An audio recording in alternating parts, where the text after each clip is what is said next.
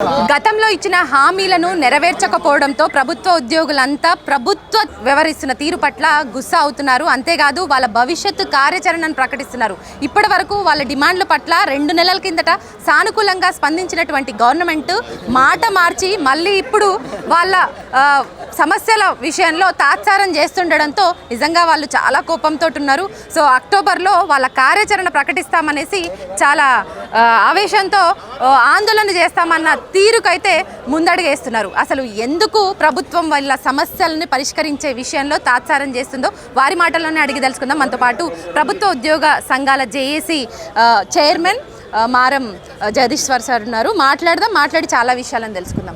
ఏం సార్, 2 నెలల కిందట గవర్నమెంట్ కొంత సానుకూలంగా ఉంది, మా సమస్యలంతా పరిష్కరిస్తామన్నారు. సో జూన్లో మీరు తలబెట్టబోయేటువంటి చలో హైదరాబాద్ కార్యక్రమాన్ని కొంత డిలే చేసిండ్రు. సో సైలెంట్ అయినరు. మళ్ళీ 2 నెలల తర్వాత మళ్ళీ తెర మీదకి మళ్ళీ ఉద్యోగులందరూ కూడా వస్తున్నటువంటి సిచ్యువేషన్. ఈ సిచ్యువేషన్ ఎట్లా తీసుకోవాలి? ఎందుకు ప్రభుత్వం ఈ విషయంలో మొండి వైఖరి వ్యవహరిస్తుంది? ఆ రోజు ప్రభుత్వమే మమ్మల్ని పిలిచి మీ సమస్యలు పరిష్కరిస్తామని చెప్పి 3 మెన్ కమిటీ వేసింది. అంతకన్నా ముందు మంత్రుల కమిటీ వేసింది. మరి ఆ 2 కమిటీలు వేసి మాట్లాడి చర్చించిన తర్వాత కొన్ని నిర్ణయాలు తీసుకొని క్యాబినెట్లో పెట్టి ఆమోదించారు. 11 నుంచి 16 ఆమోదించని చెప్పిన సందర్భంలో మీరు ఆమోదించి ఏమి చెప్పమని ఇలా ప్రభుత్వాన్ని అడిగినాం. చీఫ్ సెక్రటరీ గారిని కూడా అడిగినాం. అలాగే జిఏడి సెక్రటరీ ఎక్క గారికి కూడా అడిగినాం. వాస్తవానికి ఒక డిఏ ఇచ్చి ఇంకో డిఏ 6 నెలలకు ఇస్తున్నారు. హెల్త్ కార్డును కూడా ఇంప్లిమెంట్ చేస్తున్నారు. హెల్త్ కార్డు పాత జీవోనే దాన్ని ఇంప్లిమెంట్ చేస్తున్నప్పుడు దాన్ని కూడా చేయలేని పరిస్థితి. నెలకు 700 కోట్లు ఇలా పెండింగ్ బకాయిలు ఇస్తామని చెప్పారు. అది కూడా నెరవేర్చలేకపోయారు. మరి మీ ప్రభుత్వాన్ని అడిగిన కనీసం క్యాబినెట్లో గౌరవనీయులైన ముఖ్యమంత్రి గారి ఆధ్వర్యంలో నడిచిన కమిటీలో మీరు తీర్మానం చేసి చెప్పిన తర్వాత డిప్యూటీ సీఎం గారు వచ్చి ప్రెస్కి అడ్రస్ చేసి ఇవన్నీ అయిన తర్వాత కూడా వాటిని కూడా ఎందుకు అమలు చేస్తలేవని మేము అడుగుతున్నాం. అది కూడా చెప్పినాం. మాకు ఓపిక ఉన్నది ప్రభుత్వం దగ్గర. మేము ప్రభుత్వ ఉద్యోగులము, మేము అందరం ఒకటే. మీరు ప్రభుత్వం, మేము ప్రభుత్వ ఉద్యోగులం, మేము అందరం కలిస్తేనే ప్రభుత్వం అవుతుంది. మరి అదే అన్నాం. ఆగస్టు 15 తర్వాత ఆ లోపల మీరు ఒప్పుకున్న డిమాండ్సే మాకు ఇంప్లిమెంట్ చేయరని మేము ఒక లెటర్ ఇచ్చాం చీఫ్ సెక్రటరీ. దాన్ని కూడా కనీసం మాట్లాడకుండా ఇంప్లిమెంట్ చేయకుండా ఉండడం వల్ల మళ్ళీ జేఏసీ ఒక సమావేశం ఏర్పాటు చేసుకొని ఇట్లా అయితే ఇచ్చేటట్టు లేదు. మన నిరసన ఇంకా గట్టిగా చెప్పవలసిన బాధ్యత మన అందరిపైన ఉన్నది. ఇవాళ కొత్త పెన్షన్ విధానాన్ని తీసుకొచ్చారు. అది సెప్టెంబర్ 1 రోజు ఉన్నది కాబట్టి ఆ కార్యక్రమాన్ని అక్కంచెల్లి జంగు సైరన్ ఊద్దాం, మన ఉద్యోగుల నిరసనను ప్రభుత్వం తెలియజేస్తా అని. మరి సెప్టెంబర్ 1 రోజు తెలుగు లలితా కళా తరుణంలో అందరూ యావత్తు దాదాపు 4-5 వేల మంది నల్ల డ్రెస్ వేసుకొని ఈ ప్రభుత్వాల కేంద్ర ప్రభుత్వానికి రాష్ట్ర ప్రభుత్వానికి నిరసన తెలియజేసుకుంటూ అక్టోబర్ 12 నాడు చలో హైదరాబాద్ అనే కార్యక్రమాన్ని మా కుటుంబాలతో సహా వచ్చి ఎల్బీ స్టేడియంలో లక్ష మంది దాదాపు మించే ఉండవలసిన అందరికీ ఇలా పిలిపిస్తూ, అలాగే దాని సన్నాహక సమావేశాన్ని కూడా సెప్టెంబర్ 8 రోజుల మేమందరూ ఒక బస్సు యాత్ర పెట్టేసి అన్ని జిల్లాలు తిరిగి ఉమ్మడి జిల్లాలు తిరుగుకుంటూ మా ఉద్యోగులను మాట్లాడుకుంటూ వాళ్ళ సమస్యలు తెలుసుకుంటూ ఆ జిల్లాలో ఉండి వాళ్ళను సన్నాహం చేస్తామని ఎలా తీర్మానం చేసుకున్నాం. సో ఎస్పెషల్లీ బస్ యాత్ర అంటారు. బస్ యాత్రలో ఎవరెవరు పార్టిసిపేట్ చేయబోతున్నారు, ఏ జిల్లాలు తిరగబోతున్నారు, జిల్లాల్లో ఉన్నటువంటి ఉద్యోగులను వాళ్ళ సమస్యలను అడిగి తెలుసుకోవడమా, తీర్చేటువంటి అంటే పరిష్కార మార్గాలను ఏమైనా చూపించేటువంటి అవకాశాలు ఏమైనా ఉన్నాయా? ఎందుకంటే ఉద్యోగులందరూ 15 లక్షలకు పైగా ఉన్నారు. వాళ్ళందరూ గవర్నమెంట్ పిలుపు కోసం, ప్రకటన కోసం ఎదురు చూస్తున్నారు. సో మీ సైడ్ నుంచి వాళ్ళకి ఇచ్చేటువంటి భరోసా ఏంటి? అందరు నాయకులు, ఉద్యోగ నాయకులు, ఉపాధ్యాయులకు గెస్టెడ్, నాన్ గెస్టెడ్, అలాగే కాంట్రాక్ట్ అవుట్సోర్స్ అందరి వల్ల ఆ బస్ యాత్ర పాల్గొంటారు. ఉపాధ్యాయులు కూడా వాళ్ళ పరిస్థితి అందరు తెలుసుకొని ఇక మా ఉద్యోగం తెలుసుకునే పరిస్థితులు అన్నీ చెప్తుంది. కానీ కాకపోతే వాళ్ళకు మేము ఉన్నామని భరోసా, మన ప్రభుత్వాన్ని గట్టిగా నిరసన చేసి సాధించుకుంటామనే కార్యక్రమాన్ని తీసుకొని మొట్టమొదటిగా వరంగల్ నుంచి స్టార్ట్ అయ్యి కరీంనగర్, తర్వాత ఆదిలాబాద్, నిజామాబాద్, మెదక్, పశ్చిదాబాద్ 2 రోజులు అయిన తర్వాత మహబూబ్ నగర్, నల్లగొండ, వికారాబాద్ ఇవన్నీ తీసుకుంటూ 10-15 రోజులలో మొత్తం కార్యక్రమాన్ని తీసుకొని మళ్ళీ కొన్ని పెద్ద జిల్లాలు ఉన్నాయి కదా, కొన్ని జిల్లాల్లో కూడా కార్యక్రమాన్ని పెట్టి కానీ మొత్తం మా ఉద్యోగులను మన ప్రభుత్వానికి మా నిరసన తెలియజేస్తాం. ఎందుకంటే ప్రభుత్వం అంటే ప్రజలే కాదు, ప్రజల్లో పనిచేసి మేము కూడా ఉద్యోగులను కూడా ప్రభుత్వం కిందకి వేస్తాం. మరి మా గొంతమ్మ కోరికలు కాదు, మరి న్యాయంగా మాకు వచ్చేటి మా జీపీఎఫ్ మా పైసలు మేము దాచిపెట్టుకున్నాయి ప్రభుత్వం ఎట్లా వాడుకుంటుందని నేను అడగదలుచుకున్నాం. మా ఉద్యోగులు అడుగుతారు, కింది వాళ్ళు రిటైర్డ్ అయిన ఉద్యోగులు వాళ్ళ పెండింగ్ బకాయి రాక ఇలా ఇబ్బంది పడుతారు. అది ప్రభుత్వానికి తెలియజేస్తాం. అందరూ ఇలా పెన్షన్లు అయితే లక్షల మంది ఇప్పటికే వస్తామని మాకు ఫోన్ చేయడం, చాలామంది ఇబ్బందికరంగా ఉన్నారు ఉద్యోగులందరూ. ఒక సార్ ఇప్పటికే మీ సమస్యలు 50కి పైగా ఉండే ప్రభుత్వం కొంత డిలే చేస్తుండడంతో సమస్యల పరిష్కారానికి డిలే చేస్తుండడంతో సమస్యలు ఇంకా పెరిగిపోతున్నాయి. కానీ క్యాబినెట్ వేదికగా 13 నుంచి 16 డిమాండ్లకు ఒప్పుకున్నటువంటి గవర్నమెంట్ ఒక సబ్ కమిటీని వేసి ఆ కమిటీ ద్వారా మిమ్మల్ని అందరినీ కూడా నవీన్ మిట్టల్ గారి ఆధ్వర్యంలో నడిచినటువంటి సబ్ కమిటీలో మిమ్మల్ని అందరినీ కూడా పిలిచి చర్చలు, సమీక్ష సమావేశాలు జరిగాయి. ఎందుకు మరి ఇచ్చినటువంటి హామీల పట్ల ఎస్పెషల్లీ డిఏ విషయంలో ఎందుకు తాత్సారం చేస్తుంది? డిఏ అనేది 5 పెండింగ్ ఉన్నాయి, 1+1 2 ఇస్తా అన్నారు. కనీసం ఒకటన్నా ఇప్పటివరకు విడుదలైందా? ఎన్ని కోట్లు విడుదలైనాయి ఇప్పటివరకు? ఒకటి డిఏ ఇచ్చారు, ఇంకొక డిఏ 6 నెలలకు ఇస్తారు. ఇవన్నీ ఎందుకు చేసుకోవాలని మేము అందరూ మా ఉద్యోగుల దగ్గరికి పోయి పెద్ద కార్యక్రమం పెడతాం. ప్రభుత్వాన్ని అడుగుతున్నాం. మాకు తెలుసు, మీకు చెప్తుంటాం కదా, ఇవన్నీ ఫెయిల్ కదా. ఇప్పటివరకు దాదాపు నేను అనుకుంటున్నా ఈ 3 నెలల్లో 22,100 కోట్లు రావాల్సింది ఒక 700 కోట్లు అయిండవచ్చు. ఇంకా ఎక్కువ కాలేదు పరిస్థితి. ఇట్లా దిగజారుకుంటూ రోజు పోతుంటే ఈ మా ఉద్యోగుల మా పెండింగ్ బకాయిలు వస్తాయా రావని ఒక డౌట్తో ఉంది. వాస్తవానికి పని చేసిన వానికి జీతం ఇస్తలేం, పని చేయని వాళ్ళకు జీతాలు ఇస్తున్నాం, పని చేసిన వాళ్ళకి పెన్షన్ ఇస్తున్నాం, పని చేయని వాళ్ళకి పెన్షన్ ఇస్తున్నాం. అంటే ఎవరిని ఉద్దేశించి మాట్లాడుతారు? పబ్లిక్ని ఉద్దేశించా, లేదంటే ప్రభుత్వ ఉద్యోగులకి ప్రజలకి మధ్య ఏందో ఒకటి వ్యత్యాసం అనేది మాత్రం ప్రభుత్వం ఏర్పాటు చేసింది అనేది ఇక్కడ గ్రౌండ్లో కనిపి పబ్లిక్కి అట్లాగే ప్రభుత్వ ఉద్యోగులకు మధ్య కాస్త విభేదాలను ప్రభుత్వమే తెచ్చిపెడుతుంది అంటున్నారు. గ్రౌండ్ లెవెల్లో పబ్లిక్ ప్రభుత్వ ఉద్యోగుల మీద గుస్సా చేస్తున్నారు. ఎందుకు మీ మధ్య విభేదాలు ఏర్పడ్డాయి? పబ్లిక్కి సంబంధించిన పథకాలు ఇవ్వద్దంటురా ఏంటి? ప్రజలకు మాకు వ్యత్యాసం లేదు. మేము ప్రజలకి వచ్చినాం, బడుగు బలహీన వర్గాల నుంచి వచ్చినాం, 3 అంచెల ఉద్యమం చేసి వచ్చినాం, నిజాంతో పోరాడినాం, తెలంగాణ ఉద్యమంలో వేసినాం, ఈ ప్రజల కొరకే చేసినాం, ఈ తెలంగాణ ఆకాంక్ష కొరకు పోరాడినాం, సకల జన సంగమం చేసినాం, సాగర హారం చేసినాం. ఎవరికో చేసినాం మా జీతాల కనుక ఈ ప్రజల కొరకే, ఈ ప్రజలు బాగుండాలని. మీ పథకాలకు దీనికి వ్యతిరేకం కాదు. అర్హులైన వాళ్ళకు పథకాలు ఇవ్వని చెప్తుంటాం, మేమే చెప్తాం అర్హులైన పథకాలని. అర్హులు కాని వాళ్ళకి ఇవ్వద్దు అని చెప్తున్నాం. బెంచ్ కార్లో వచ్చేసి రైతు బంధు తీసుకోవద్దని చెప్తున్నాం. మేము ఇలా పనిచేసిన వాళ్ళకి మాకు జీతం ఇవ్వమంటున్నాం, మా డబ్బులు మాకు ఇవ్వమంటున్నాం. మేము వేరే ఎక్స్ట్రా అడుగుతలేం. ఇలా ప్రజలల్లో వీళ్ళ ఉద్యోగులకు ఇంత జీతాలు ఉంటున్నాయని చెప్తున్నారు. అవి మా డబ్బులే, ఇలా దాచిపెట్టుకున్న డబ్బులు. మీరైతే బ్యాంకులో దాచిపెట్టుకుంటారు, మేమైతే జీపీఎఫ్లో పెట్టుకుంటాం. అసలు జీపీఎఫ్ డబ్బులు ముట్టడానికి అసలు ఎవరికి కూడా అధికారం ఉండదు అంటారు, యాక్చువల్గా ప్రభుత్వానికి కూడా. మరి ఆ డబ్బులు అంటే రిటైర్మెంట్ అయినటువంటి టైంలో మీ బెనిఫిట్స్ని గవర్నమెంట్ ఎట్లా వాడుకుంది? మీరు ఏం ప్రశ్నించలేదా? ఇప్పటివరకు మంత్రులను కలిసిర్రు, సో చాలా సబ్ కమిటీ సమావేశంలో కూడా మాట్లాడినటువంటి సందర్భాలు ఉన్నాయి. అప్పుడేమన్నా మీ సైడ్ నుంచి ఈ డిమాండ్ని లేవనెత్తిరా? 100% చెప్పినాం. కొత్త గవర్నమెంట్ అని వేచి చూసినాం. చాలామంది ఓపిక పట్టినామని అందరూ అంటారు. ఓపిక పట్టుకుంటేనే ఇలా ఓపిక పట్టుకుంటేనే ప్రభుత్వాన్ని అడుగుతున్నాం.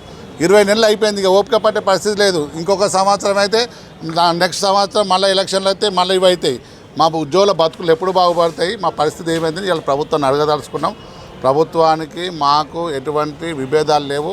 మేము ఏ రాజకీయ పార్టీకి అండ కాదు, దానికి కాదు. మేము ప్రభుత్వ ఉద్యోగులు, ఏ ప్రభుత్వం అంటే ఆ ప్రభుత్వం కలిసి పనిచేస్తాం. Thank you. సో ప్రతిసారి మీ విషయంలో ఏదో ఒకటి మీరు ధర్నా చేస్తామంటనో, నిరసన చేస్తామంటనో, చలో అసెంబ్లీ అంటనో, లేకపోతే చలో సెక్రటేరియట్ అంటనో, ఏదో ఒక మీ తరపున మీరు చేయబోయేటువంటి కార్యాచరణ ప్రకటిస్తేనే ప్రభుత్వం ఒక మెట్టు దిగుతుంది, మిమ్మల్ని కూల్ చేస్తుంది. సో అప్పటికప్పుడు మిమ్మల్ని కూల్ చేసేటువంటి సిచ్యువేషన్ని మీరు ఎట్లా చూస్తారు? దాంతోపాటు ఇప్పుడు కూడా మీరు ఏదో చేస్తా అంటేనే ప్రభుత్వం దిగొస్తుంది అనుకుంటుర్రా? సానుకూలంగా కూర్చొని మాట్లాడితే మీ సమస్యలు చర్చలకు వచ్చి పరిష్కారం అయ్యే దిశగా కావంటారా? ఉద్యోగులు ఎప్పుడు కూడా సర్వెంట్లే, పాలకులం కాదు. మేము అడగకుండా బ్రిటిష్ కాలం నుంచి కానీ నైజాం కాలం ఉమ్మడి ఆంధ్రప్రదేశ్ తెలంగాణలో కూడా ఎప్పుడూ డిఏ ప్రకటించింది లేదు, పిఆర్సీ ఇచ్చింది లేదు. మా ఒక్క డిమాండ్స్ కాదు ఇది. మీరు అందరూ మాట్లాడలో అలవాటు ఏమైపోయిందంటే తెలంగాణ ఉద్యమంలో డిమాండ్ కాదు, మా హక్కు. కాన్స్టిట్యూషనల్గా మాకు రావాల్సిన పనిచేసిన కాలానికి జీతం, మేము దాచుకున్న జీపీఎఫ్ అమౌంట్ అనేది అది ఎఫ్ఆర్బిఎం రూల్స్ ప్రకారం తీయటానికే లేదు. అవి వాటి మేము దాచుకునే అడుగుతున్నాం. మేము రిటైర్ అయినాటికి వచ్చే బెనిఫిట్స్ ఏవి కూడా గవర్నమెంట్ మాకేదో ఉదాసీనతకి ఇచ్చే ఉల్ఫా కాదు. అవి ఇక వేరే మాట చెప్పడానికి కూడా లేదు. అది ఎటువంటి కాదు. మేము దాచుకున్న డబ్బులు రాజ్యాంగ పరంగా 25 సంవత్సరాలు కష్టపడి చదివి లక్షలాది పబ్లిక్లో కాంపిటీషన్లో జాబ్కి వచ్చి ఆ జాబ్ కూడా పొద్దుగా లేచి సర్ది కట్టుకొని తిరుక్కుంటూ సాయంత్రం వరకు 61 ఏళ్ళు వచ్చే వరకు పనిచేసి అప్పటికి చేసిన అప్పులు తీసడానికి, పిల్లల పెళ్ళిళ్ళకి, ఇల్లు కట్టుకోవడానికి, మెడికల్ ట్రీట్మెంట్కి, కిస్తీలు కట్టడానికి తీసుకునే అమౌంట్ ఇవన్నీ కూడా ఒక్కొక్కరికి 50 లక్షలు, 70 లక్షలు, 25 లక్షలు రావాల్సి ఉంది. పోలీస్ సోదరులు మీరు చూసే ఉంటారు. ఇప్పుడు మీరు అడగండి ఎవరినైనా, వాళ్ళకి యూనిఫామ్ అడ్డం ఉన్నది తప్ప అదే అడ్డం లేకపోతే మేము ఎవరు ఏమి ఉద్యమం చేయాల్సిన పనిలే. వాళ్ళకి 6 సరెండర్ లీవ్స్ అంటే 3 సంవత్సరాల సరెండర్ లీవ్స్ పెండింగ్ ఉన్నాయి. టీఏ బిల్స్ కూడా ఒక డ్యూటీ చేయడానికి, డ్యూటీ చేసి వచ్చిన తర్వాత డ్యూటీ చేయడానికి ముందు ఇవ్వాల్సిన బిల్లు చేసి వచ్చిన తర్వాత 1 ఇయర్ కూడా ఇవ్వట్లేదు. ఇది ఒక్కటే కాదు, ఇవన్నీ గవర్నమెంట్ ఆర్థిక పరిస్థితి బాగలేదు. మా ప్రభుత్వం మేము కాదంటలేదు, కానీ మా నాయన మీద మేము బరాబరు కొట్లాడతాం, కలబడతాం, యుద్ధం చేస్తాం, సాధించుకుంటాం. కార్యాచరణ ఉంటుంది. సార్, ఉద్యోగులు కూడా కాస్త నమ్మకం కోల్పోయినట్టుగా అనిపిస్తుంది. మీకు వచ్చేటువంటి కాల్స్ ఎట్లా ఉన్నాయి ఉద్యోగుల నుంచి, గ్రౌండ్ లెవెల్లో పనిచేస్తున్నటువంటి ఉద్యోగుల నుంచి? సస్పెండ్ చేయడానికి రీజన్స్ ఏంటి? చాలామంది ఉద్యోగులు సస్పెండ్కి గురవుతున్నారనేసి మేము వింటున్నాం. నిజమేనా ఆరోపణల, నిజంగా ఆధారాలతో సస్పెండ్ చేస్తున్నారు? సమాజంలో మేము అడుగుతున్నాం, సొసైటీలో మొత్తం మంత్రులు, ఎమ్మెల్యేలు, ఐఏఎస్ ఆఫీసర్లు, ఐపీఎస్ ఆఫీసర్లు, మీడియా మిత్రులు, ప్రజలు అందరు శుద్ధపూసల ట్రాన్స్మిషన్ లాస్ ఎక్కడైనా ఉంటుంది. 1%, 2% తేడాగాళ్ళు ఉంటారు, జరుగుతుంది. అందరూ తప్పు చేసేవాళ్ళు కాదు, అందరూ లంచాలు తీసుకునేవాళ్ళు కాదు. ఒక్కళ్ళిద్దరి మీద కొంత రాజకీయ కక్ష తీసుకునే కూడా ఉన్నాయి. వాళ్ళని విచారించండి. విజిలెన్స్ కేసులున్నా, ఏసీబీ కేసులున్నా, లేకపోతే డిసిప్లినరీ కేసులున్నా 6 నెలల్లోపు రిజిస్టర్ చేయాలనేది ఉంది. ఎంక్వైరీ చేయండి. వ్యవస్థ మీ దగ్గర అన్ని వ్యవస్థలు ఉన్నాయి కదా, ఒక ఏసీబీ వ్యవస్థ ఉందా, అదొకటి బాగా పనిచేస్తుంది. మిగతా వ్యవస్థలు రిజిస్టర్ చేయడానికి ఎంక్వైరీ ఆఫీసర్ పెట్టాలి కదా, 6 నెలల్లో పెండింగ్ ఎంక్వైరీ చేయాలి కదా. అవి అడుగుతున్నాం మేము. కొత్తగా ఒక్క డిమాండ్ కూడా లేదు. మా శాలరీ పెంచమని కూడా అడగట్లేదు. క్యాబినెట్లో తీసుకున్న నిర్ణయం 63 డిమాండ్లు ముఖ్యమంత్రి గారి నోటీసులో పెట్టిన తర్వాత గౌరవ ఉప ముఖ్యమంత్రి వర్యులతో క్యాబినెట్ సబ్ కమిటీలో చర్చించి మీ అందరి ఇవన్నీ నెరవేర్చాల్సినవి అని చెప్పి పరిశీలించమని ఆఫీసర్స్ కమిటీని వేసి ఆఫీసర్స్ కమిటీ ద్వారా ఆమోదించి గౌరవ ఉప ముఖ్యమంత్రి వర్యులు క్యాబినెట్ మీటింగ్ అయిన తర్వాత మీటింగ్లో అనౌన్స్ చేసినట్టు ఇంప్లిమెంట్ చేయమంటున్నాం. అదే ఆగస్ట్ 15th వరకు మీరు టైం ఇచ్చిండ్రు. ఆగస్ట్ టైం ఇవ్వటం కూడా టైం ఇవ్వడం అంటే ఎదురు చూసిర్రు, ఆశ పెట్టుకుర్రు చాలా గవర్నమెంట్ మీద. ఏ జేఏసీ కానీ ఏ ఉద్యోగ సంఘాలు కానీ రాతపూర్వకంగా చీఫ్ సెక్రటరీ గారికి ఎవరు మేము నోటీస్ ఇవ్వటం వేరు, నోటీస్ ఇవ్వబోతున్నామని చెప్తే కూడా రెస్పాన్స్ కావాలి. నిన్న మొన్న 317 మీద ఒక మీటింగ్ పెట్టారు. మమ్మల్ని అయితే పిలవలేదు. ఏం జరిగిందో తెలియదు. అన్అఫీషియల్గా తెలుసు, అఫీషియల్గా తెలియదు. హెల్త్ కార్డ్స్ మీద పెడుతున్నారు, ఏం చేస్తారో మాకు తెలియదు. ఇవన్నీ కూడా మేము అడిగేది అసలు ఈ 63 డిమాండ్లో 25, 26 అయినాయి అంటున్నారు.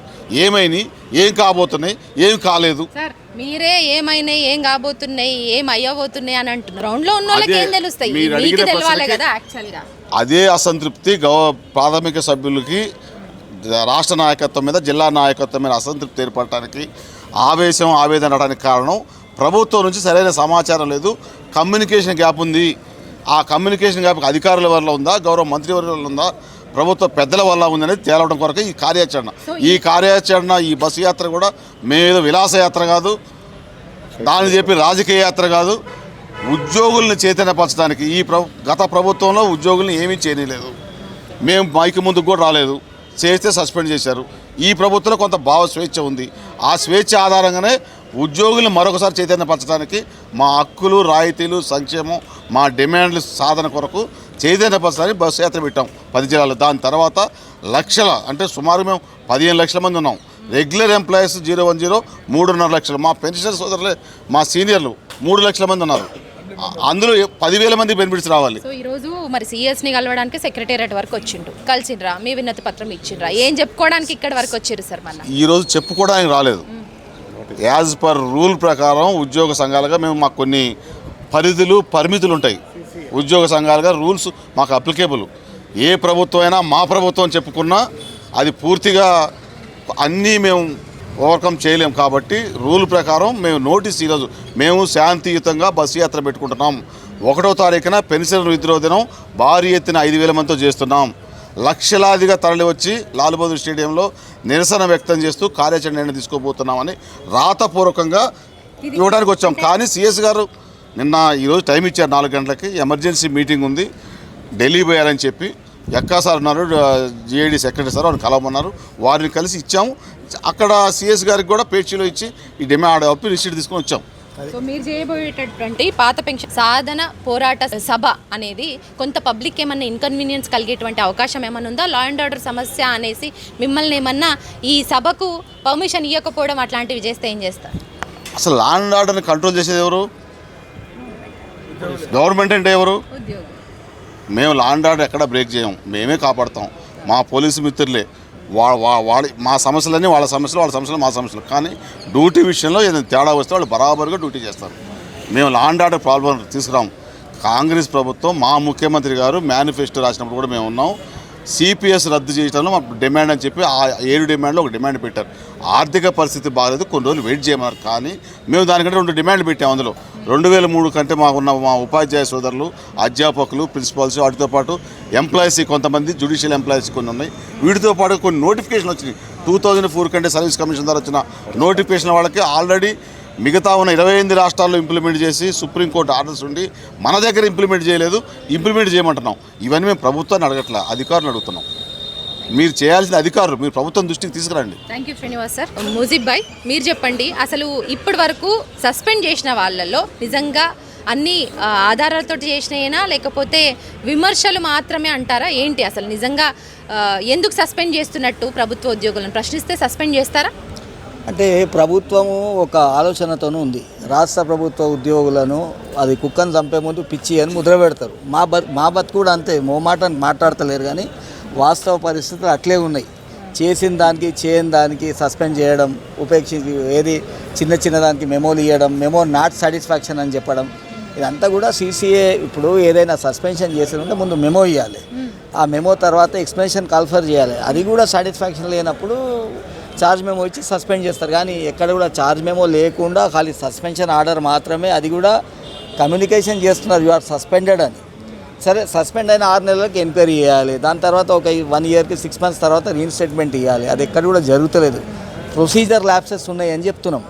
కాబట్టి ప్రభుత్వం కూడా ఆలోచన చేయాలి. మేము రాష్ట్ర ప్రభుత్వ ఉద్యోగులం, అడ్డా మీద కూలీలం కాదు, ఎవరిని అయ్య జాగిరి కాదు. రాష్ట్రం ఇది, మేము అంతా వీళ్ళంతా కొట్లాడి ప్రాణాలు పన్నంగా పెట్టి మా పిల్లలు ప్రాణాలు ఇస్తే బంగారు భవిష్యత్తు ఉన్న పిల్లలు, బడుగు బలిన వర్గాలు, ఎస్సీలు చచ్చిపోతే వచ్చిన రాష్ట్రం వచ్చింది ఆత్మగౌరవం కోసం. అట్లాంటి ఆత్మగౌరవాన్ని దెబ్బతీసే ప్రయత్నం చేస్తే ఖచ్చితంగా ఇట్లాంటి జేఏసీలు వస్తుంటాయి, పిడికిలు బిగిస్తుంటే మళ్ళీ ఉద్యమానికి శ్రీకారం కూడా చుడతాం. ఇంకా పోయేది ఉండదు ఇక అది.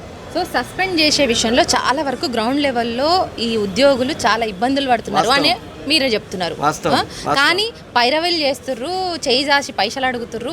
ఇదే కారణంగా అంటే వాళ్ళకి ఇచ్చేటువంటి అవకాశాలు, అంటే వాళ్ళకు కల్పించేటువంటి ఫెసిలిటీస్ కావచ్చు, వాటిని ఇవ్వకుండా పక్కదారి పట్టించేందుకే ప్రశ్నిస్తే సస్పెండ్స్ అని మీరు అంటున్నారు.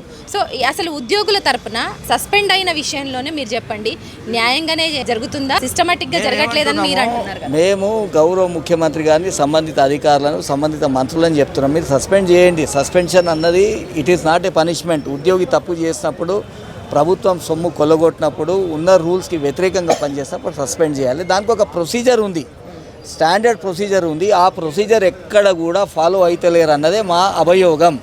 దాన్ని మీరు పరిశీలన చేయండి. వాస్తవానికి ప్రొసీజర్ ఫాలో అయ్యి సస్పెండ్ చేస్తేనేమో సింగారం, ఇబ్బంది ఏం లేదు. మేము ఓపిక పైరవీలు చేస్తుర్రు, లంచాలు తీసుకుంటారు, ఇది నిజంగా గ్రౌండ్ లెవెల్లో అవుతుందా? ఒకరిద్దరు సమస్యని అందరి మీద రుద్దే ప్రయత్నం అంటారా? ఏం చెప్తారు? ఇందాక మాట్లాడిన పెద్దలు చెప్పిండ్రు, సమాజంలో లంచం అన్నది కొత్తగా ఏం పుట్టలేదు. భూమి పుట్టప్పటి నుంచి ఉంది, రేపు భూమి ఉన్నంత వరకు ఉంటుంది. లంచం తీసుకోవడం అన్నది 100% తప్పు. కాకపోతే సమాజంలో 1%, 2% ఉంటారు, ఖచ్చితంగా ప్రతి సంస్థలో ఉంటారు. బ్లాక్ షిప్ అంటారు దాన్ని, ఉంటారు, తీసుకుంటారు. తీసుకున్న వాళ్ళకి నిఘా వర్గాలు ఉన్నాయి. నిఘా వర్గాల ద్వారా వాళ్ళని సస్పెండ్ చేస్తారు, రేడ్ చేస్తారు, జైలుకి పంపిస్తారు. ఇదంతా ప్రాసెస్ జరుగుతుంది. జరిగిన తర్వాత కూడా రీఇన్స్టేట్మెంట్ చేసే ప్రాసెస్ కూడా ఆ రోజు అంబేద్కర్ రాసిండ్రు. అంబేద్కర్ గారు చట్టం రాసిన దాంట్లో ఉంది, మాకున్న సీసీఏ రూల్స్లో ఉంది.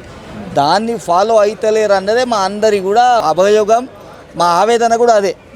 మీరు ఒకవైపే చూస్తున్నారు, ఎప్పుడు కూడా ఉద్యోగులను బదనాం చేసే ప్రయత్నం చేస్తున్నారు. కానీ ఇక మేము కూడా మాట్లాడడం మొదలు పెడితే అది చాలా దూరం వరకు పోతుంది. అది మంచి పద్ధతి కాదు. వాస్తవానికి తప్పు చేసిన ఉద్యోగిని శిక్షించండి, ఎవడొద్దన్నారు దాన్ని. రిటైర్మెంట్ బెనిఫిట్స్ లేక ఇన్సూరెన్స్ డబ్బులు రాక సకాలంలో చాలా ఇబ్బందులు పడుతారు గ్రౌండ్ లెవెల్లో. మీకు వచ్చేటువంటి మెసేజ్లు కావచ్చు, మీకు వచ్చేటువంటి కాల్స్ ఇట్లాంటివి రాకపోవడంతో నిరుత్సాహపడి ఆవేదనకు గురయ్యి కుటుంబ పోషణ కష్టమయ్యి గ్రౌండ్లో చనిపోతున్న వాళ్ళ సంఖ్య ప్రభుత్వ ఉద్యోగుల్లో రోజు రోజుకి పెరుగుతుందంట. నిజమా అన్న? వాస్తవం, 100% వాస్తవం. నా ఫోన్లోనే ఉన్నాయి మెసేజ్లు, ఎస్ఎంఎస్లు. ఒక ఉద్యోగి వాళ్ళ కొడుకు ఉద్యోగి రోజు ఫోన్ చేస్తుండే 26,000 ఆయనకు తెలంగాణ గవర్నమెంట్ లైఫ్ ఇన్సూరెన్స్ పైసలు రావాలి sir, please sir, my bill sir, my రోజు మేము వీఆర్ డూయింగ్ అవర్ బెస్ట్ అని మెసేజ్ పెడుతున్నాం. 15 రోజులు ఏమో పెట్టిండు, ఎవిడెన్స్ ఉంది, రిప్లై ఇస్తున్నాం. 16వ రోజు వాళ్ళ కొడుకు మెసేజ్ పెట్టిండు, అంకుల్ మా డాడీ చనిపోయిండు అని పెట్టిండు. మొన్న మా ఆఫీస్కి క్యాన్సర్ పేషెంట్లు ఇద్దరు, డ్రైవర్ అసోసియేషన్ 4వ తరగతి ఇద్దరు కూడా సిలైన్ బాటలు పెట్టుకొని మా దగ్గరకు వచ్చిండు. ఒక ఆయన శ్రీనివాస్, ఒక ఆయన జహాంగీర్. ఎవిడెన్స్తో సహా చెప్తున్నాం. వాళ్ళు భగవంతుడు వాళ్ళకి ఆయుష్ ఇవ్వాలి, కానీ డాక్టర్లు చెప్పింది ఏంటంటే 15 రోజుల కన్నా ఎక్కువ బతకరన్నారు. వాళ్ళని తెచ్చిండ్రు. అది మేము ఏం చేస్తాం, వీడియో తీసి వాళ్ళ వాయిస్ కూడా రికార్డ్ చేస్తాం. గౌరవ ఫైనాన్స్ సెక్రటరీ గారికి చూపిస్తాం. ఫైనాన్స్ సెక్రటరీ గారిని కలిసినప్పుడల్లా చేస్తామంటున్నారు. కొన్ని చేతనని వారు కూడా చేస్తున్నారు. కానీ మొత్తం బిల్లు అయితే రాష్ట్ర ప్రభుత్వం ఏ విధంగానైతే మాట ఇచ్చిందో, గౌరవ ఉప ముఖ్యమంత్రి గారు ఏ విధంగా మాట ఇచ్చిందో, ఇచ్చిన మాట మేరకు బిల్లు పాస్ అవుతలేవు. రాష్ట్ర ఆర్థిక బాధ ఉందన్నారు, దాన్ని కూడా మేము తట్టుకున్నాం. కానీ మమ్మల్ని పిలిపించి మాట్లాడండి అంటే అది కూడా చేత కాకుండా ఇక రోడ్డు మీదకి రాకుంటే ఏం చేస్తామమ్మా? అసలు పెండింగ్ బిల్సే లేకుండా చేస్తామనేసి డిప్యూటీ సీఎం బట్టి విక్రమార్క గారు అన్నారు, హామీ ఇచ్చిరు, మంచి మనసుతోటి చెప్పిరని మీరు కూడా చాలా సంతోషంగా మా ఛానల్ ద్వారా కూడా పంచుకున్నారు ఆ మాటని. మరి ఎందుకు ఇచ్చిన మాట మీద ఎందుకు నిలబడతలేరు? లేవు మరి ఇక వాళ్ళ ప్రయారిటీలు ఉన్నాయి. మావి రాష్ట్ర ప్రభుత్వ ఉద్యోగులు అంటే చాయలకే లీగని తీసి పడేసినట్టు పడేస్తున్నారు. అది వాళ్ళ వరకే ఉంది. కాబట్టి ప్రభుత్వం కూడా సీరియస్గా చిత్తశుద్ధితో ఆలోచన చేసి మా నాయకులను పిలిపియండి. జేసీ చైర్మన్ని, సెక్రటరీ జనరల్ని, మా పెద్ద మనుషులని, మా సంఘము టీచర్ సంఘంలో పెద్ద వాళ్ళు వీళ్ళు ఉద్యమాలు చేసి ఎమ్మెల్సీ లెవెల్లో ఉన్నారు నాయకులు, వీళ్ళని పిలిపియండి. 10 నిమిషాలు మాట్లాడి ఇది కాదు 20 చేస్తామయ్యా, మీరు ఎందుకు గడబడి చేస్తారు, మీ ఉద్యోగులు ఇది ప్రజల ప్రభుత్వం, ఉద్యోగుల ప్రభుత్వం, మీరే చెప్పారు కదా, నేను ఉన్నా కదా. ముఖ్యమంత్రి గారు ఏ ముఖ్యమంత్రి ఇవ్వనంత టైం ఇచ్చిండు. మా 3 గంటల టైం ఇచ్చి మా అందరితో మాట్లాడి మేము చాలా సంతోషంగా ఉన్నాం. వారు 5-6 సార్లు కలిసినప్పుడల్లా వాళ్ళు చాలా చిత్తశుద్ధిగా చెప్తున్నారు. ఆయన గురించి ఒక మాట కూడా నేను అగేన్స్ట్ మాట్లాడదలుచుకోలేదు, నేను నా వ్యక్తిగత ఆలోచన చెప్తున్నా. కానీ మిగతా కార్యాచరణకు వచ్చినప్పుడు సంబంధిత మంత్రులు కానీ అధికారులు కానీ స్పందిస్తలేరు, అది వాస్తవం. నవీన్ మిట్టల్ గారు కూడా మెచ్చుకుంటలేదు, నేను వాస్తవం చెప్తున్నా. నవీన్ మిట్టల్ గారు కూడా వీళ్ళ సాక్షిగానే బాగా కష్టపడ్డాడు. 20 సమస్య వరకు వారు ఐడెంటిఫై చేసింది, కానీ ఆ మినిట్స్ ఇప్పటివరకు ఇవ్వలేదు. అందు గురించే కదా ఈ కోపం అంతా. లేకుంటే మాకేముంటుంది మేడం, మేము ఇప్పుడు ఎవరి పనులు, టీచర్స్ అయితే లెసన్లు చెప్తారు, మేమైతే ఉద్యోగానికి పోతాం. మా రోడ్డు మీద వచ్చి ప్రజలకు ఇబ్బంది పెట్టాలని మా ఆలోచన కాదు. ఇప్పటికైనా మా సీనన్న జగదీష్ అన్నట్లు ఇది ప్రజల ప్రభుత్వం, గౌరవ ముఖ్యమంత్రి గారి పైన తండ్రి స్థానంలో ఉన్నారు వారు.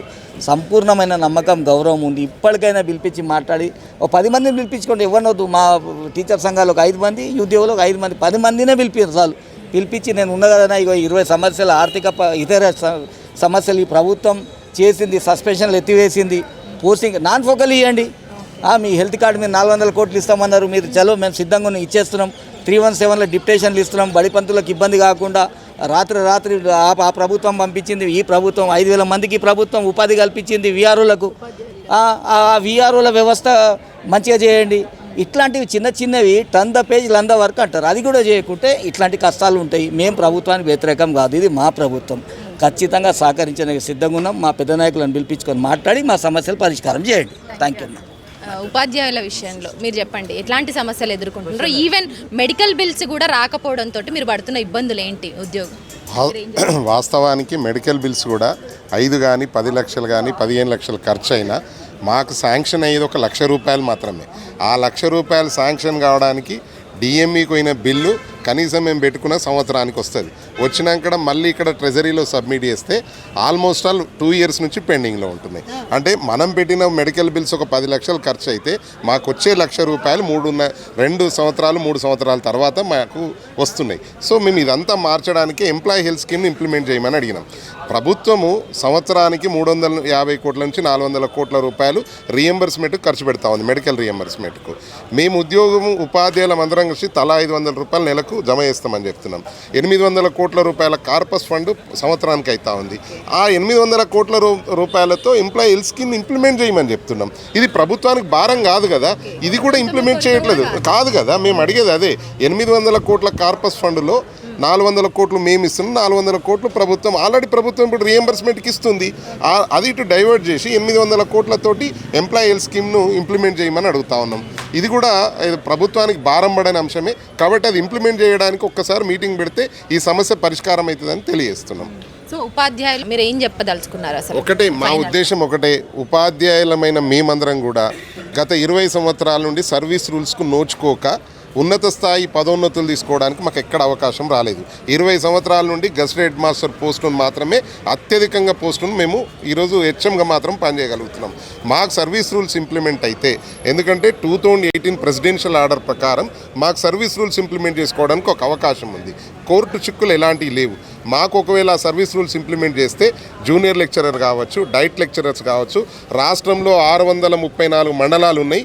రెగ్యులర్ ఎంఈఓలు 620 ఖాళీలు ఉన్నాయి. ఒక 14 మంది మాత్రమే ఎంఈఓలు ఉన్నారు. 620 ఖాళీలు ఉన్నాయి.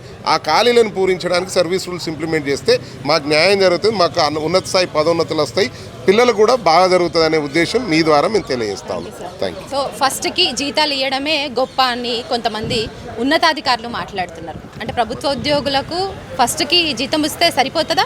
పెన్షనరీ బెనిఫిట్స్ కావచ్చు, మెడికల్ బిల్స్ కావచ్చు, రిటైర్మెంట్ బెనిఫిట్స్ కావచ్చు, ఇట్లాంటివన్నీ ఇచ్చే విషయంలో ఎందుకు అలసత్వం వహిస్తుంది అనుకుంటున్నారు గవర్నమెంట్ తోటి మీరు ఎప్పుడన్నా మీ తరపు అధ్యాపకుల తరపున, ఉపాధ్యాయుల తరపున మీ సమస్యలు చెప్పుకున్నారా? ఉపాధ్యాయ సంఘాల పక్షాన ఆర్థిక అంశాల పట్ల మార్చిలో జరిగిన ముఖ్యమంత్రి సమావేశంలో స్పష్టంగా చెప్పిన సందర్భంలో గత ప్రభుత్వము వేతనాలు ఇవ్వడంలో 5 నుంచి 10 తారీఖు 15వ తేదీ వరకు ఇచ్చారు. మేము 1వ తారీఖు ఇస్తున్నాం. నాకు చాలా బాధగా అనిపించింది అన్నమాట. ముఖ్యమంత్రి గారు మాట్లాడారు. 1వ తారీఖు నాడు ఇస్తున్నంత మాత్రాన వేతనము మేము పనిచేసే వేతనం 1వ తారీఖు నాడు ఇచ్చి అదొకటే మీకు ఇస్తామంటే సరైనది కాదు. మేము దాచుకున్న డబ్బులు ఇవ్వవే, టీఎస్జీఏల ఇన్సూరెన్స్ డబ్బులు ఇవ్వవే, నీకు చేత కాకపోతే, నీ ప్రభుత్వానికి చేత కాకపోతే మమ్మల్ని జీపీఎఫ్ల నుంచి మినహాయించండి. మేము ఎందుకు మీకు మా వేతనంలో 6% కనీసం తప్పనిసరిగా చెల్లింపు చేయాలి. కనీసం నాకు 10,000 బేసిక్ పే ఉంటే 6% పే చేయాలి. నేను పే చేయను ఇప్పటి నుంచి. మమ్మల్ని వదిలేయండి. మా డబ్బులు మీరు ఎందుకు వాడుకుంటారు? కేంద్ర ప్రభుత్వం చట్టంలో ఉంది, ఎఫ్ఆర్బిఎం చట్టంలో. ఈ రాష్ట్ర ప్రభుత్వానికి మాకు జీపీఎఫ్ ఇవ్వకపోతే కేంద్ర ప్రభుత్వం డబ్బులు కూడా నిలుపుదల చేస్తుంది. అయ్యో సార్, ప్రభుత్వం దగ్గర డబ్బులు అయిపోయినాయి అంటే ఖజానా చాలా ఉందని వచ్చినాం, లంక బిందెలు వచ్చినాం, కానీ ఇక్కడ వచ్చినాక ఖాళీ బిందెలు ఉన్నాయని మీ పైసలు ఏమైనా వాడుకుంటురేమో? దాదాపుగా గత ప్రభుత్వం వాడుకుంది, ఈ ప్రభుత్వం వాడుకునే ఉంటుంది ఈ డబ్బులన్నీ కూడా. ఇది ప్రభుత్వము చాలా తప్పుడు విధానాలతో ముందుకు వెళ్తుంది. గతంలో వైఎస్ రాజశేఖర రెడ్డి గారు ముఖ్యమంత్రి ఉన్నప్పుడు ఉపాధ్యాయ ఉద్యోగ సంఘాలతో సమావేశం ఏర్పాటు చేస్తే మినిట్స్ మరుసటి రోజు జేఏసీకి ఇచ్చి ఉండేవాళ్ళు. గత టీఆర్ఎస్ గవర్నమెంట్ ఆ పద్ధతి పక్కకు పెట్టేసింది. మరి ఈ ముఖ్యమంత్రి గారితో చర్చలైనా ముందుకు వస్తాయి. గత ప్రభుత్వం మీకు కొంత ఇన్కన్వీనియన్స్ కలిగించిందని మార్పు కోసం ఇప్పుడున్నటువంటి కాంగ్రెస్ ప్రభుత్వాన్ని ఎంచుకున్నారు. 2 సంవత్సరాలు దగ్గర వస్తుంది అధికారంలోకి వచ్చి ప్రభుత్వం. మీకు ఇచ్చినటువంటి హామీలు, భరోసా పట్ల ఎస్పెషల్లీ మీ డిమాండ్లు కాదు, మీ న్యాయపరమైన మీకు చేయాల్సినవే అంటున్నారు, కోరికలు కాకుండా మీకు చేయాల్సిన పనులనే తాత్సారం చేస్తుందంట. మరి ఎందుకు? కాంగ్రెస్ పార్టీ వాళ్ళు ఇచ్చిన మేనిఫెస్టోలో స్పష్టంగా ఉంది, ఏమని? పెండింగ్లో ఉన్న 3 DL వెంటనే రాగానే ఇస్తామన్నారు, ఇవ్వలే. అదేవిధంగా సిపిఎస్ రద్దు చేస్తామన్నారు, వాళ్ళ మేనిఫెస్టోలో ఉంది, అది రద్దు చేయలే. అదనంగా మాకేమి ఇచ్చింది ఏం లేదు ప్రభుత్వం, ఇప్పుడు కూడా చెప్తాను. కాకపోతే ఉపాధ్యాయులకు సంబంధించిన అంశాల్లో మాకు బదిలీలు జరిగినాయి, ప్రమోషన్స్ వచ్చినాయి, ఇంతవరకు బెనిఫిట్. ప్రభుత్వ పాఠశాలలకు మాత్రం రావాల్సిన ఫండ్స్ కొంత స్కూల్ మెయింటెనెన్స్ గ్రాంట్ కానీ ఇంకా స్కూళ్ళలో మినిమం ఫెసిలిటీస్కు కొంత ప్రభుత్వం స్కావెంజర్స్ కానీ ప్రభుత్వం ఇవ్వగలిగింది. ఈ ప్రభుత్వం గత ప్రభుత్వం కన్నా భిన్నంగా ఈ విద్యారంగం బాగుపడడానికి సహకరించింది. కానీ ఉద్యోగుల ఉపాధ్యాయులను మాత్రం పెన్షన్లకు చూసే వరకు అదే పద్ధతి, అదే కోవా. ఈరోజు పెన్షన్లు అడిగేది, ఇప్పుడు మేము అడిగేది కొత్తగా మా పెన్షన్లో ఒకే ఒక డిమాండ్, మాకు హెల్త్ కార్డ్స్ ఇవ్వడానికి డిమాండ్. ఎందుకొరకంటే అవసాన శిశలో ఉన్నారు వాళ్ళు, ఆసుపత్రికి వెళ్ళేది వాళ్ళే ఎక్కువ. మా డబ్బులే ఇస్తున్నాం అన్నప్పుడు మా డబ్బులు కూడా జమ చేయడానికి మేము సిద్ధంగా ఉన్నప్పుడు ఎందుకు ఇవ్వరు మీరు? కాబట్టి హెల్త్ కార్డ్స్ ఒకటి ఇచ్చినట్టయితే ఆ పెన్షనర్స్ అన్న 1000 నోళ్ళ మొక్కుతారు ఈ ముఖ్యమంత్రి గారికి. అధికారులు ఎక్కడ మాట్లాడేది లేదు, ఎవరితో మాట్లాడేది లేదు. ఇవాళ రాష్ట్ర ప్రభుత్వంలో ఉన్న ఒక 5-6 మంది అధికారులు ఉపాధ్యాయ ఉద్యోగ సంఘాల మధ్య వారధి కాదాలు. సరే, ఉపాధ్యాయులకు ఉద్యోగులకు కొంత బెనిఫిట్స్ చేసిర్రు, కొంత చేయలేదు, ఇచ్చినటువంటి హామీలు నెరవేర్చలేదు అంటున్నారు. మరి సెప్టెంబర్ 1ని చీకటి రోజుగా ఎందుకు నిర్ణయం తీసుకున్నారు, ఎందుకు ప్రకటిస్తారు? అది ఈ రాష్ట్ర ప్రభుత్వం, గౌరవ ముఖ్యమంత్రి గారు కాంగ్రెస్ మేనిఫెస్టోలో సిపిఎస్ రద్దు చేస్తామని చెప్పారు. సెప్టెంబర్ 1, 2004లో ప్రారంభమైంది. ఈ ముఖ్యమంత్రి వచ్చిన తర్వాత 2 సంవత్సరాలు కావస్తుందే, కాబట్టి వెంటనే ప్రకటన చేసిన వాళ్ళతుండే కదా సిపిఎస్ని రద్దు చేస్తా అనలేదే. ఆర్థిక పరిస్థితులు కొద్ది సమయం అడిగాడు, అయినా మేము ఊరుకున్నాం, కాదలే యుద్ధం చేయలే. మరి ఇప్పటికైనా ప్రభుత్వం అన్న మాట ఉండాలని మేము డిమాండ్, కొత్త డిమాండ్ కాదు, అన్న మాట ఇవ్వమని కోరుతున్నాం. ప్రభుత్వం ఇప్పటికైనా ఆ కోణంలో పరిశీలించాలని. ముఖ్యమంత్రి గారు ఆర్థిక పరిస్థితి ఇబ్బంది ఉండొచ్చు, మాతో మాట్లాడమంటున్నాం, అందులో మొదలేదు పెన్షనర్స్ మాట్లాడమంటున్నాం. దానికి కూడా మా ఆలోచనలు కూడా వినండి, మా ఆలోచనలు అనుకుంటే అధికారుల ఆలోచన. డిఏల విషయంలో కావచ్చు, పెన్షన్ల విషయంలో కావచ్చు, మెడికల్ బిల్స్ విషయంలో కావచ్చు, ఇన్సూరెన్స్ డబ్బులు మీకు ఇచ్చే విషయంలో కావచ్చు, చాలా ట్రాన్స్పరెన్సీగా ఉండాలి. ఎందుకంటే అవి న్యాయపరమైన డిమాండ్స్. ఏమి వాళ్ళని ఏదో వాళ్ళ గొంతు మీద కత్తి పెట్టేదో ఇవ్వాలి, లేకుంటే ప్రజలకు కాదు మాకే అన్ని బెనిఫిట్స్ కావాలని మీరేం పోరాటం చేయట్లేదు. మరి ఎందుకు ప్రభుత్వము మీ మీటింగ్స్లో ఏం తేలింది అసలు? ఎన్నిసార్లు కలిసి ఎప్పుడన్నా మంత్రుల్ని కలిసి సంఖ్యకు లెక్కలేని సార్లు కలిసాం మంత్రుల్ని. కలిసిన సందర్భంలో వెంటనే ఇస్తామని చెప్తున్నారు. ఇన్సూరెన్స్ డబ్బులు ఏవైతున్నాయో మేము చెల్లించిన డబ్బులు అవి, మేము చెల్లించినవి, జీపీఎం మేము చెల్లించినవి. రాష్ట్ర ప్రభుత్వం వాళ్ళ సంక్షేమ పథకాలకు రాష్ట్రంలో ఉన్న డబ్బులన్నీ కూడా వాడేసుకొని చిట్ట చివరికి ఇప్పుడు వచ్చే వరకు మా దగ్గర డబ్బులు లేవంటున్నది. మాట్లాడితే గత ప్రభుత్వం ఉంటుంది. గత ప్రభుత్వము ఇవ్వలేనందుకే ఆ ప్రభుత్వం ఈ ప్రభుత్వం ఏరుకోరు తెచ్చుకున్నాం. కాబట్టి వెంటనే ఇప్పటికైనా ఇవ్వాలా. మేము అడిగేది గొంతెమ్మ కోరికలు కాదు, కోరికనే కాదు మాది. మా కోరిక అంటే ఏదో కొత్తగా మాకు పెద్ద బిల్డింగ్ అని మాకు రావాల్సినవి మా డబ్బులు మాకు ఇవ్వమని అయ్యా దొర అని కోరుతున్నాం. ఆలోచించండి ఇప్పుడు కూడా ముఖ్యమంత్రి గారు అధికారులని అధికారులకు ఖచ్చితంగా మీరు చేసే పద్ధతిలో ఉద్యోగ సంఘంతో మాట్లాడి చర్చలకు పిలిచి ఈ ధర్నాలు చేసే పని మాకు రావాలని అవసరమా? మనం చూసాం మా పెన్షనర్స్ ముసలి వాళ్ళందరూ రిటైర్ అయిన వాళ్ళందరూ కూడా ఇందిరా పార్క్ దగ్గర ఆ వయసు 70 ఏళ్ళు 80 ఏళ్ళు 90 ఏళ్ళు వాళ్ళ ఆరోగ్యం ఏమైనా వస్తే ఓటు బాధ్యత వాళ్ళది, ఈ ప్రభుత్వానికి అవుతుంది అదంతా. కాబట్టి ప్రభుత్వం ఇప్పటికైనా ముఖ్యమంత్రిగా చనిపోయి మీకు తెలియదు కదా, అబ్దుల్లాపూర్ మెట్లో ఒక పెన్షనర్ మన పత్రికలు వచ్చింది, ఆయన చేసిన అప్పుల గురించి అందరికి ఇవ్వలేక చేయకుండా చనిపోలే. 2 నెలలు అవుతుంది ఇప్పటికీ, ఆచూకీ లేదు. అబ్దుల్లాపూర్ మెట్ హైతనాన్ మండలాన్ని అబ్స్కాండ్ అయిపోయాడు, ఇవ్వలేక. బిడ్డలకు ఇస్తానే డబ్బులు ఇవ్వలేకపోయాడు, కొడుకులు ఇస్తానే ఒక ఇల్లు కట్టుకున్నాడు, లోన్లు తెచ్చుకున్నాడు. ఇన్స్టాల్మెంట్ కడదామంటే బ్యాంక్ లోన్ సరిపోతులే మీ పెన్షన్. ఇక 2 months అయింది పోలీస్ ఎఫ్ఐఆర్ అయింది. మంచి ఇన్ఫర్మేషన్ ఇచ్చిండ్రు. సో విన్నారు కదా, ఆల్మోస్ట్ ప్రభుత్వ ఉద్యోగుల సమస్యలు అన్నీ ఇన్ని కావు.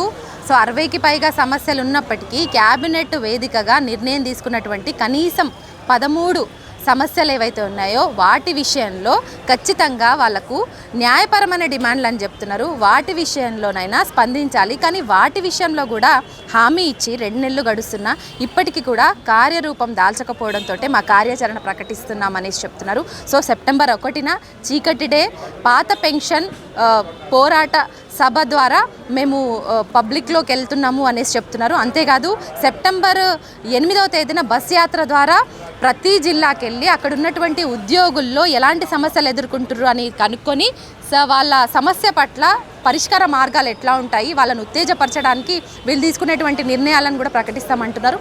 అంతేకాదు అక్టోబర్ 12వ తేదీన చలో హైదరాబాద్ అనే ప్రోగ్రామ్కి శ్రీకారం చుట్టిరు. అదే కార్యాచరణగా వీళ్ళు ప్రభుత్వం మీద ఒత్తిడి తీసుకొచ్చేటువంటి కార్యాచరణగా ప్రకటిస్తున్నారు. నిజంగా అదే కనుక జరిగితే ప్రభుత్వం నిజంగా ఊసాలు కదులుతాయి అని చెప్పాలి. ప్రభుత్వం మీద ఒత్తిడి తీసుకొచ్చేటువంటి కార్యక్రమంలో భాగంగా వీళ్ళు చలో హైదరాబాద్ అనే ఒక కార్యక్రమంతో ముందడుగేస్తున్నారు. మరి నిజంగా వీళ్ళు ప్రకటన చేసి ప్రభుత్వం మీద ఒక ఒత్తిడి తీసుకొచ్చేటువంటి కార్యక్రమానికి ప్రభుత్వం తలొగ్గుతుందా? వీళ్ళని పిలిచి మళ్ళీ ఏమన్నా మీటింగ్లు ఏర్పాటు చేస్తుందా, లేదంటే మొండి వైఖరిగా ఇలాగే ముందుకు పోతుందా? మరి చలో హైదరాబాద్ వరకు వీళ్ళని వెళ్ళనిస్తుందా? వీళ్ళని సానుకూలంగా చర్చలతో మళ్ళీ ఏమన్నా కూల్ చేసేటువంటి కార్యక్రమం ఏమన్నా చేస్తుందా అనేది మాత్రం మనం వేచి చూడాల్సిందే. కెమెరా పర్సన్ రాజేష్తో హరిత, న్యూస్ లైన్ తెలుగు.